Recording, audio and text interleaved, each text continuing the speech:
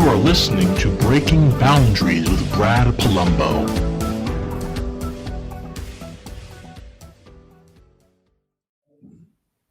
Hey everybody, and welcome back to the show. I've got a great guest with me here today, Senator Rand Paul. Senator, thanks so much for coming on. Hey Brad, thanks for having me. So to start, let's maybe jump to the most obvious story coming up. The Senate is set to vote on the nomination of Judge Amy Coney Barrett to the Supreme Court. I know you're supporting her nomination. Why? You know, I think that the main argument the other side has had against her is that she's a person of faith. And I think actually our founding fathers, when we put in the First Amendment, didn't talk about excluding people of faith. They talked about really making sure there was no state religion or no state religious test for office, but it was a religious test, whether you could be too religious or not religious enough. There was no religious test for office. And there are many people that have written that actually things like virtue are things that are important. For example, Os Guinness is a writer that I enjoy, and he says that the only restraint consistent with liberty is voluntary restraint. And another way of putting this is, I think it was Lord Moulton who said that we have to have an obedience to the unenforceable. Basically, it's sort of like things that come from inside us that we decide to do. And these are things that come from our faith and our beliefs. And I think they're important. So I don't think she should be discounted for actually having faith. I also think that she'll interpret the law. I don't think she has a big agenda one way or another. I met with her yesterday evening for the first time personally. She was just voted out of committee. The Democrats didn't come to committee, so she was voted out unanimously. And I think she'll do a good job. I don't think she's going to be on the court to say, oh, I'm intent on doing this or that. I think she's intent on interpreting the law. And I think there was a great deal of contrast between what Republicans want in a justice and what Democrats want when you saw the committee hearing. The Democrats talked about policy the whole time. And actually, I thought there was a health committee hearing. I kept watching it, and everything was about healthcare policy. I didn't think it was really about a Supreme Court. And Republicans thought that you should judge someone based on their character, their intelligence, their ability to be dispassionate or impartial, these kind of characteristics, which are more general characteristics. And the Democrats, thought it was all about policy. So in the end, I think she'll be a good justice. Nobody knows for certain. I think you get a better feel if you're the actual president who appoints somebody. I think you have the ability to have a little more frank conversation. Everybody else that has a conversation gets a little bit, hands off a little bit, that can't discuss any kind of cases that will come before the court. So it's kind of impossible to completely judge people. And there have been some who have picked in the past who didn't turn out to be exactly what they said they were. For sure. Yeah. So, but no, I've been pleased with the president getting 3 picks, and I think the court is. I'm going to be excited to see what happens with the new court. So Amy Coney Barrett has a strong track record on things like enforcing the Second Amendment as it's written, freedom of speech, religious liberty, but there are some issues where maybe she's more unknown. So from kind of the liberty perspective, do you get a sense of where she's going to fall on issues like Fourth Amendment or deferring to big government? Because there's kind of 2 types of conservative judges, right? And we don't know for sure which she'll be. Do you have any sense? Not really, but if I had to guess on the spectrum, I think Gorsuch is more libertarian. I really like the pick of Gorsuch. I think Kavanaugh is a little less libertarian, and I would put Amy Coney Barrett more in that less libertarian category. I would say she's probably more conservative than libertarian, but I don't want to prejudge her exactly where she'll come down on things. We had a wide-ranging discussion, including discussion about third-party records. This is something that's important to me. When you make a phone call, that record, can the government look at that? The court has argued, and the unfortunate precedent of the Supreme Court is that you have no privacy right in your phone records, which I think is absurd. Right. The idea that if I write a check, for a book from the Foundation for Economics and Education, I buy this book, that's nobody's business. They shouldn't be allowed to go to the bank and find out what books I read. And yet it seems like they can do it very easily with subpoenas, not even really with true court orders. All of a sudden they can get my bank records, my Visa records, my Amazon records, you name it. They can get these things pretty easily. And that's a real problem with the third party records of saying we have I didn't really get any kind of commitment from her. She's not going to really tip her hat on it. But she knows where I'm coming from, and it's my 15 or 20 minutes or 30 minutes of trying to let her know that there is a movement of people out there that do care about privacy. And it's one issue I've been actually optimistic on. Kavanaugh, I think, had not written exactly what many libertarians would like, on opinions on this. He said after Carpenter, I'll adhere to Carpenter, et cetera. But I think that there's a movement because of technology and because of younger people seeing how much of their private information is out there on technology, that I think there is a movement to become more libertarian on these issues from left and right. We have 2 or 3 people from the left on the Supreme Court that are now supporting more privacy privacy controls on third-party records that you give to someone else. And then you have Gorsuch on the right, and maybe sometimes some of the others on the right. So it'll be interesting to see. And it is an important difference. If I were the one choosing, I would ask those questions and make a difference. It would be important to me in actually choosing them. But I think really beyond the president, almost nobody else gets an real frank look. And I'm not sure if every president demands a real frank look, but I think it's the only person that would get it. You know what I mean? Because publicly every court justice or everybody up knows that they can't really, any comment on cases will basically disqualify them. They say absolutely nothing. And the star of that was Ruth Bader Ginsburg of, laying down the precedent for how you become a Supreme Court justice is by not saying a word about any kind of cases or hypotheticals, So I guess one of the other big reasons, you talked about Amy Coney Barrett's faith, which has absolutely been dragged through the mud, but there's also a perception of Republican hypocrisy that Senate Republicans blocked Merrick Garland in 2016 because of an election year, and now they're proceeding with Amy Coney Barrett. Why is the situation different in your view?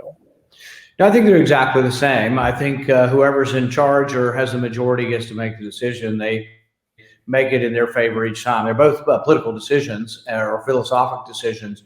But I didn't ever say anything back then that, we're never going to approve. There were people saying, it's inappropriate because of this year. They should have just said the truth. It's inappropriate because we have 51 votes and we want to wait and see if we get a different president. That's all it is. It is pure power politics. The hypocrisy comes from people always commenting. And this is the problem with commenting on process and saying, the other side is so terrible, because inevitably once the other side comes in power, they do exactly the same thing. And so we have these eternal debates up here on inside politics on who was the first one to corrupt the system, who was the first one to use raw political power to get what they wanted. The Democrats in 2003. No, it was Republicans in 2005. And it goes on. And it's like they don't realize that nobody in the real public probably cares about all this inside baseball. And but I do think that both sides do it. And an equal opportunity critic would say that it's hard to look around Washington without finding hypocrisy on all of this stuff, Yeah, I mean, I just wanted Republicans in 2016 to say the truth, which was we control the Senate. We only approve a conservative judge. Yeah. But I think they were too cute by half. But I'm absolutely fine with going forward with it now, which is part of why I'm so concerned seeing people using this idea of filling a nominee close to an election as justification for court packing. I mean, and this is not some fringe Vox writers, right? This is members of the United States Senate and House who are calling for packing the Supreme Court. And you have Joe Biden and Kamala Harris dodging the issue and flirting with it. What do you make of that? Is that not really dangerous and radical? Well, I think the interesting point about that is it'll be exactly the same way we've had in the past. One side does one thing, then the other side does the same thing. So let's say the Democrats win the Senate and everything. Let's say they sweep in November. They may add 3 Supreme Court justices. But what do you think happens when the Republicans win again? The Republicans will have said, we hated court packing, but, they did it first, so we'll do it also. Then the Republicans will add 3. Then the Democrats will come back again. When they win again, they'll say, why don't we add 5 this time? We'll really teach them. Then the Republicans will come back and say, why don't we teach them? We'll add 7 new justices. How can you have 90 some odd Supreme Court justices? But there is something to be said for tradition. But I think even more important, as much as I don't like court packing, what to me is more important is getting rid of the legislative veto. And even the president has stumbled down this, and there's a lot of populism and anger among conservatives saying, we can't get our way, we can't get what we want because we can't get 60 votes in the Senate. It's frustrating when you're trying to get your agenda across. But realize when socialism wins an election in our country, which is going to happen, unfortunately, when a socialist wins an office, do we want 51 senators to allow socialism to become the dominant economic system in our country? Or would we rather that 41 Republicans could stand tall? And in fact, this is about the only time Republicans ever stand for anything is when they're in the minority, unfortunately. But when Republicans are in the minority, they do a little better at standing firm, defending liberty. You want 41 of them to be able to stop us from becoming, social, some kind of socialist utopian paradise? I would like to see the filibuster remain. It was I think a genius move by early founders of our country to figure that we didn't want a pure democracy. And most of our founding fathers actually had, things to say about democracy that weren't very friendly. They worried about direct democracy, and they wanted democracy to have some in-between steps and some checks and balances. The Constitution is one check. The different branches of government's another check, and then really federalism is a great check. And we're losing the federalism check because it used to be the federal government would say, well, that's not our business. We can't do that. It's really, that's in the prerogative of the state governments. And then the 50 different state governments treated things a little bit differently. And if you didn't like it in New York, which is understandable, if you don't like high taxes, or California, you could move to Texas, or you could move to Tennessee, or you could come to Kentucky. But more and more things are becoming nationalized. Everything's becoming federalized, whether it's crime or regulation. Every week, it's really one of my pet peeves in Washington is people think, oh, well, big business is a defender of capitalism. No, big business are terrible. They come to Washington begging for regulation to keep out new competitors, but also they say, oh, we hate California's regulation, so will you please federalize our regulation? And I say, well, the first set of federal regulations you may like because you control the process, but what about when Bernie Sanders takes over or AOC takes over? Are you going to be happy that with a flip of the switch, now we can, quadruple or quintuple the amount of regulatory pressure that you get, and you're going to be worse than California? They're like, well, we hope that'll never happen. I said, well, when you have 50 states, you could at least go domicile or incorporate in another state. You'll have no way to flee from these people once you federalize it. But they do not listen to me. And every Washington lobbyist up here who works for a trade industry, I promise you, they come and they beg me to be regulated. And I say, you realize the irony of this? You realize the irony of that you're begging me for regulation? They say, well, normally I'm against regulation, but in this case, we hate what California is doing to us.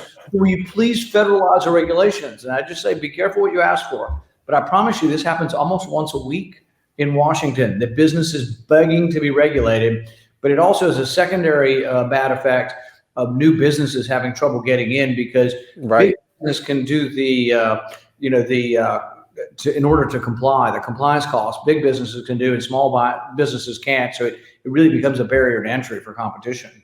Right. I get targeted ads from Facebook telling me, we're Facebook, we support more regulation in Congress. And my red flag goes off right away. But let me stick on the Senate question for a minute. If Democrats take the Senate, which looks possible, they might consider adding more states to the union, such as Puerto Rico and DC.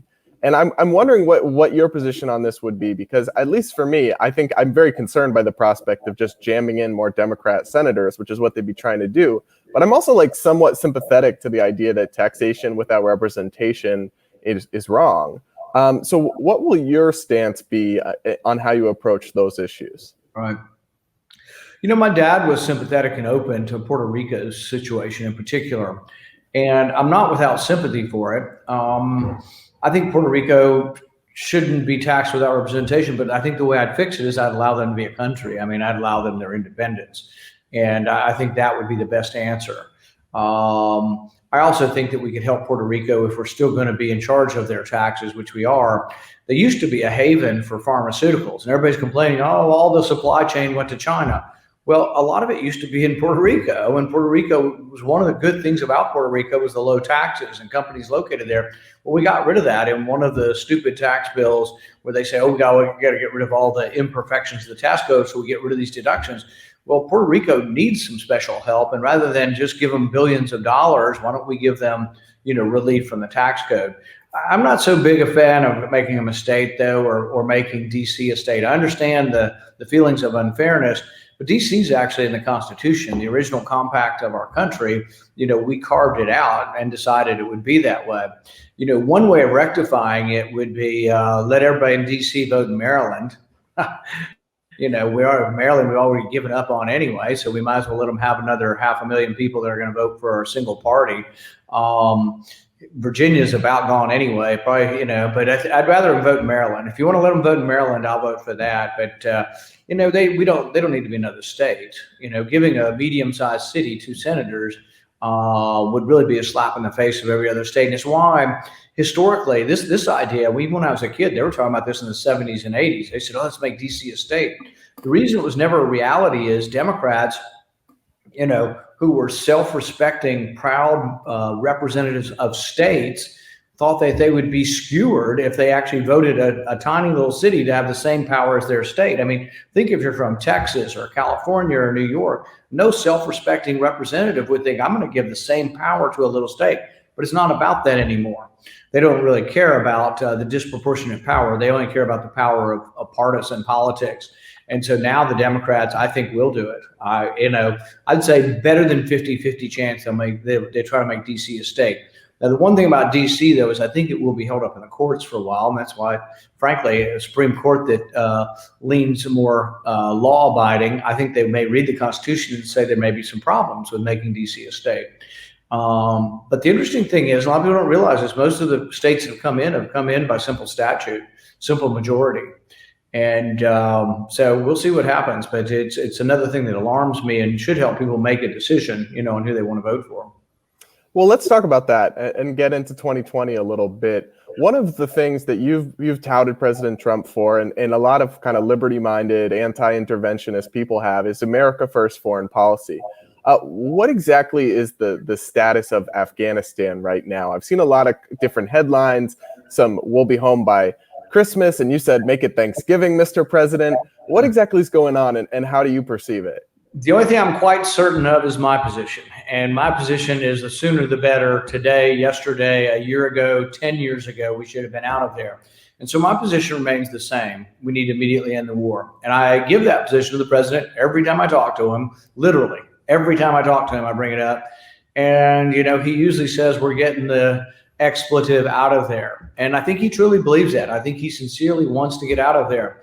Could he do more? Probably, because it hasn't really happened. I mean, he came in with about 4,000 troops. It went up to about 10,000. We're back to 4,000. He was saying out by Christmas, but his people now are arguing whether it's 2,500 or it's conditions based and all of this. I think we need to come home. We need to quit spending the money over there. I do think that when you mention the money, the president's very concerned about how much money we spend in other countries. That gets him, and I think he sincerely believes that. So the $50 billion a year we spend on nation building in Afghanistan, he is offended by that. He is opposed to it. Part of the problem of being president is you think you'd have the power to end these wars. I think he wants to. In the State of the Union, he said, great nations don't fight perpetual wars. My dad could have said that. Libertarians have been saying that kind of endless war language. Don Jr. uses that language. The president uses it, talking about endless wars. I think they sincerely believe it. But part of the problem of the presidency is sometimes you get pushed into appointing people who don't agree with your opinion, and they work all day, every day, as much as they can to oppose what you want. John Bolton was that. Why didn't he pick John Bolton? And if the president were with us right now, he'd admit it was a huge mistake. I mean, he knows that John Bolton turned out to be terrible, but I told him beforehand. I lobbied in the media. I lobbied in the press. I started from before the inauguration because there were rumors that Bolton could be Secretary of State. And I was like, let's do anything we can to block him. And at that point, they felt like the vote was close enough that my vote might sway him if I could get one more Republican, and we're probably going to have all the Democrats, that we might be able to block Bolton, which would have been good. But they snuck him into a non-confirmable position, and he turned out to be terrible. But everything the president wanted to do, he would do the opposite. And he was trying to stay in the president's good graces as much as he could while trying to keep all the wars going around the world and all the fires burning. The generals, in general, they don't like to lose war. And they're not necessarily bad people, but they think they're losing a war if they leave Afghanistan. And I'm the opposite. As much as I don't think we need big military shows or parades, I'd even be for a parade. If we come home from Afghanistan, let's have a parade. Let's have a ticker tape parade. Let's declare victory. We did win. I mean, we utterly and completely defeated and demolished the people who attacked us or planned the attack. None of them are alive. They're all dead. There is nobody alive. We disrupted the government that hosted the people who attacked us. They're all dead. They're all gone. There's like their kids over there fighting, but their grandparents were fighting, their great grandparents were fighting. They were killing us, they're killing each other before we came, and they'll kill each other after we leave, but it's time to come home. But I keep trying to be that push and that nudge. But anybody who thinks Biden's going to be better, if war is your primary issue, you are fooling yourself to think that Biden will be better. Where did all the neocons go? All the people who hate me and hated my dad that were in the Republican Party, the Bill Kristols, where did they go? They're all Democrats now. They're all supporting Biden because they think he'll continue the wars. The Lincoln Project. Yeah, and if you ask Biden about the Iraq War, he'll begrudgingly say, he never brings it up. He doesn't campaign on this issue, whereas the president campaigns on it being the biggest geopolitical mistake in the last 40 years, the war in Iraq. Biden will say, well, I voted for it, but, we were misled by George Bush and the fake intelligence. But what is that? Is that an understanding of how bad the war was, or just a partisan gripe about we got the wrong intelligence, if I'd have gotten the right intelligence? The real answer, though, Trump actually gets. Trump will tell you that it made things worse, that it destabilized the Middle East, that regime change led to chaos, more terrorism, emboldened and made Iran stronger, tipped the balance of power in the Middle East, and that there was nothing really good that came of that. Not to mention, but he doesn't really start with, they lied to us about the intelligence. It's the whole idea that the war wasn't good for America and cost us a lot of lives and money. And he gets it, and Biden doesn't get it at all. So I think that's an important distinction between the two. Biden was also with Obama, and to my knowledge has never criticized the war in Libya, which is not as disastrous as Iraq because we didn't have ground troops there, but had the same sort of outcome: chaos, more terrorism, failed state. War. When what? They're a failed state, basically, now. Exactly. So beyond the foreign policy realm, where I think a lot of people would agree with everything you're saying about Trump versus Biden, what are the other kind of liberty points for Trump over Biden? Big issue areas. I think criminal justice reform would be one. And I think when President Trump came in, most libertarians or liberty-minded people wouldn't have said, he's going to be a great champion. I think he's somebody who is from a different era who probably still is, horrified about marijuana, or think, it's going to lead to heroin, or everybody's going to die that smokes marijuana. But I think that his son, Jared, and others and myself talked to him about it. And he came to the realization that there were definitely some things that were unfair. I think when he met and heard Alice Marie Johnson and heard of these people, when you see the individual face and you hear the stories of these things, it is just outrageous. There was one young man, he may still be in jail. His name was Timothy Tyler. He was given life in prison for, it was LSD, but it was like, because it was through the mail all of a sudden. And it's like life in prison. I mean, the guy had a drug problem, and it's like life in prison for this kind of stuff.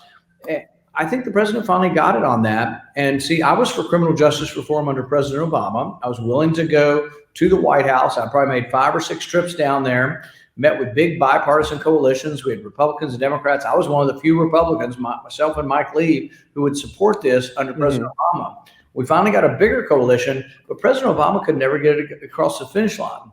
The criticisms of President Obama from some in the media that are willing to be to look beyond the surface, that he was ineffectual, are exactly right. He was ineffectual. He never came to Congress. He couldn't work through coalitions. He didn't really care about passing legislation. He was sort of like on Mount Olympus looking down at us mere mortals kind of thing. But President Trump got it done. We passed criminal justice reform. And it is, just a little bit, because the bill's a lot better than what we have, but we need to do way better. We went from like life in prison for a marijuana conviction to 25 years in prison. So it isn't perfect. We can do a lot better on decriminalizing and getting rid of criminal penalties, but it was a first step, and I think people ought to respect that. And I think his understanding also that a lot of African Americans got caught up in the drug war, right, more so than white kids. And this is where I differ a little bit with the new movement. I don't think it's systemic racism. I think it has to do more with poverty and socioeconomic, where you live and that kind of thing. And if you live in an area of town that has more violent crime, you're going to get picked up for more nonviolent crime in that area of town too. And the best way to put it is the police don't come to the suburbs, to the basement, and those kids are smoking pot in the basement. They're just not getting caught because the police are never in their neighborhood. And so the reason why I think that's important now is because we've gotten so into this idea that everything's racist and that the whole government is racist. I really don't think there is a systemic thing that the law is racist or that all the policemen are racist. Frankly, I meet half the police force in these big cities, half the people defending me in DC when I was attacked, half the police force were black, half the protesters were black, half of them were white, half the police were white. It really isn't all about race. It's about issues that are, I think, too complex to simplify down to just that it's all about race. So I guess President Trump has the foreign policy, is the criminal justice reform, tax cuts, deregulation, but there are some issues where some kind of liberty-minded people like free trade and like immigration would say Biden would be better than Trump. Do you think there's any merit to that line of thinking? I think you can make the argument on, I think it's a mixed bag with Biden on trade as well. I think it's a mixed bag on immigration as well. And I think there is a libertarian argument that some may make that don't like to crack down on the border, that they just don't like that. And those people may vote libertarian, I don't know.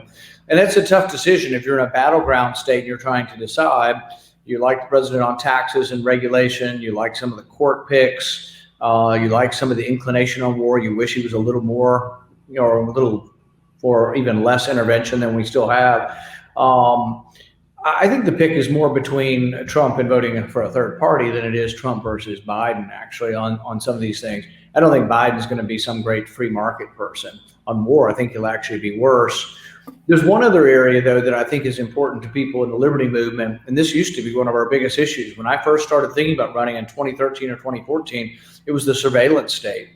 Most liberty-minded people, most small government people are horrified by the idea of the government sucking up all of your phone records, analyze who you talk to and how long you talk to them. This just horrified us when we found this out. And we found this out because of Edward Snowden in 2013. First of all, it was James Clapper who came to the Senate and lied about it and says, oh, we're not doing it. That was an out-and-out lie. He committed a felony in front of the Senate, and a month later we get Edward Snowden revealing to us. Basically, the first thing he released was one piece of paper. It was a court order to Verizon to say, give us all the phone records of everybody who has a cell phone in the country, which we assume went to the other phone companies as well. I sued over this because I had a Verizon phone. I said, why don't I sue them? They gave up my records without my permission. But the courts ended up not hearing it, and it was a problem. But on this, the president's been good. He's called them out. Maybe not because he started from a libertarian position of worrying about intelligence community, but then he saw what they did to his campaign. Right. This is incredible. And it's amazing to me that people on the left who have been allies of mine with regard to the surveillance state and trying to have rules on the surveillance state, they are completely quiet. They will not say a thing about this because it appears to be a pro-Trump thing. But the thing is even the New York Times has finally admitted, these people that were passing off and saying, oh, well, they're just confidential informants and they just happen to hear somebody in a bar talking about this. It turns out that even the New York Times has admitted what everybody suspected. These people were paid by the CIA to go to a bar where someone was at that bar who was a target. That person was targeted and then brought out into conversation, and then they used that conversation to try to dig deeper.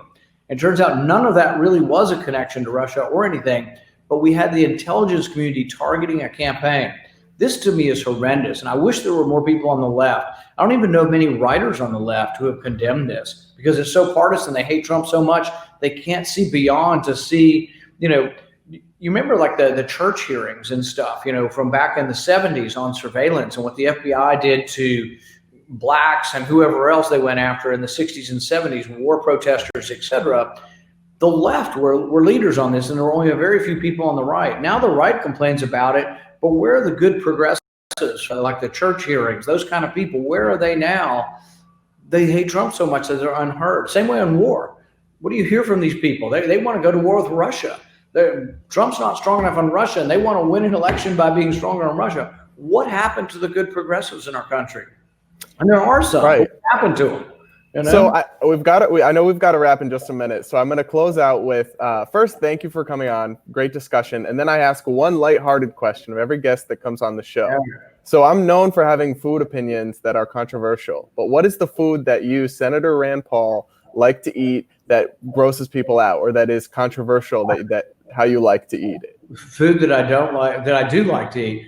I guess I can't think of it that way, but I can tell you that one of the funniest articles that I've ever read is about mayonnaise. And I can't remember the title of it, but you have to look it up. I hate mayonnaise. I detest and despise mayonnaise, and I don't want it for anything. I don't want it anywhere near me. And but there was an article about it, And what they wrote about is exactly true in my life. My mother, my wife, or anybody will bring me stuff and say, "Oh, there's not mayonnaise on it." They try to trick you in to get to knowing that you really do like mayonnaise. It's like, "Oh no, it's irrational that you don't like mayonnaise," and so they give you stuff and say, "Oh no, there's no mayonnaise on it," and then if you bite it and like it, they're like, "Oh, you really do like mayonnaise."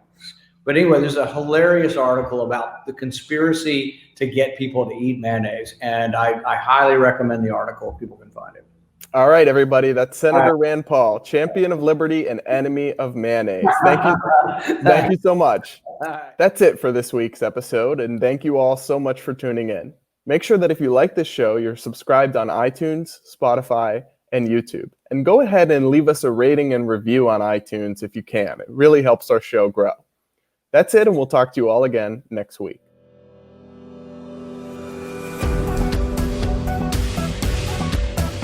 You are listening to Breaking Boundaries with Brad Palumbo.